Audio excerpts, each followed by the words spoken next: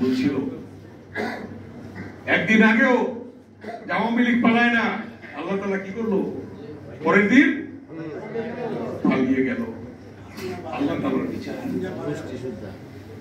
অতএব হ্যাঁ, হাসিনাও পালায় না, এটাও বলছিল।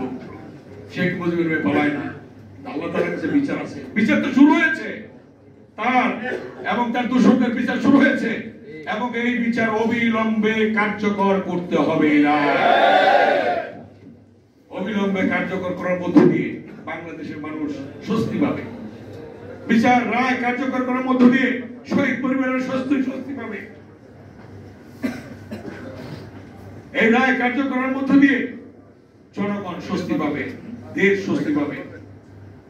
কিন্তু কেউ আবার অস্বস্তি পাবে। পার্শ্ববর্তী এখনো ফেরত দিচ্ছে না, প্রতিবেশী বন্ধি বিনিময় চুক্তি আছে বাংলাদেশের সাথে, তাকে ফেরত আইন অনুযায়ী দিতেই হবে। বিচার হবে বাংলাদেশে। আপনারা জানেন সেই আপসীর নেত্রী বেগম খালেদা